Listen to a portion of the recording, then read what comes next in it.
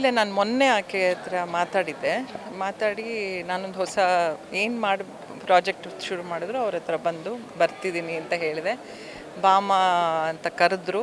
But ನನಗೆ ಈ ಥರ ಬರ್ತೀನಿ ಅಂತ ಅಂದ್ಕೊಂಡಿರಲಿಲ್ಲ.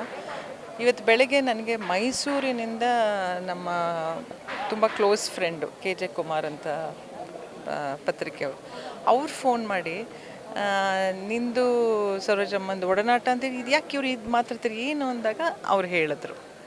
ಅಲ್ಲಿವರೆಗೂ ನಂಗೆ ಗೊತ್ತಿಲ್ಲ. ಮಾರ್ನಿಂಗ್ 8:45 ಸರಿ ಇಮಿಡಿಯೇಟ್ ನಾನು ಜಗದೀಶ್ ಇಲ್ಲಿಗೆ ಬಂದ್ವಿ. ನಮ್ಮ ಮನೆಯವರು ಇಲ್ಲಿ ಅಂದರೆ ನನ್ನ ತಾಯಿ ತುಂಬ ಕ್ಲೋಸ್ ಫ್ರೆಂಡು. ಸೊ ಹಾಗಾಗಿ ನಾನು ಚಿಕ್ಕದಿಂದ ಒಂದು 50 ವರ್ಷದಿಂದ ಹತ್ತಿರದಲ್ಲೇ ನೋಡಿದ್ದೀನಿ. ಬಟ್ ಬಹಳ ಒಂದು ಅದ್ಭುತವಾದ ಪರ್ಸನಾಲಿಟಿ. ಅಂದರೆ ಸಚ್ ಡಿಸಿಪ್ಲಿನ್, ನೀಟ್ನೆಸ್ ಆಗಿರ್ಬೋದು, ಆಮೇಲೆ ಒಂದು ಗೆಸ್ಟ್ಗಳನ್ನ ಟ್ರೀಟ್ ಮಾಡ್ತಿದ್ದ ರೀತಿ ಎಲ್ಲ ಒಂದು ಆದರ್ಶವಾದ ಜೀವನ ಅವರು ಸಾಗಿಸಿದ್ರು. 4 ವರ್ಷದಿಂದ ಮೇಡಮ್ ಕನ್ನಡ ಚಿತ್ರರಂಗದಲ್ಲಿ ಒಬ್ಬರಾದ್ಮೇಲೆ ಒಬ್ಬರು ನಮ್ಮನ್ನೆಲ್ಲ ಆಗಲಿ ಹೋಗ್ತಾ ಇದ್ದಾರೆ.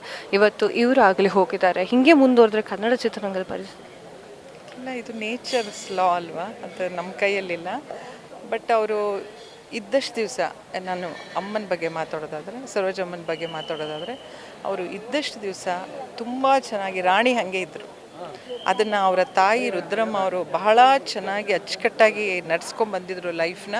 ಅದೇ ರೀತಿ ಹರ್ಷ ಅವರು ಕೂಡ. ಆ್ಯಂಡ್ ಈಗ ಮಕ್ಕಳು ಇಂದು ಆಗಿರ್ಬೋದು, ಗೌತಮ್.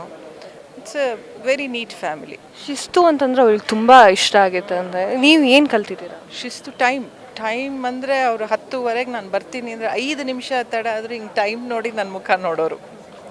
ಅಂದರೆ ಅಷ್ಟು ಅಚ್ಚುಕಟ್ಟಾಗಿ ಡ್ರೆಸ್ ಮಾಡಿ ಕೂತಿರೋರು. ಅವ್ರು ಯಾವತ್ತು ನೈಟಿ ಹಾಕ್ಕೊಂಡು ಒಂದು ಶಾಲ್ ಹೊತ್ಕೊಂಡು ನಾನು ನೋಡೇ ಇಲ್ಲ, ಲೈಫಲ್ಲಿ ನೋಡೇ ಇಲ್ಲ.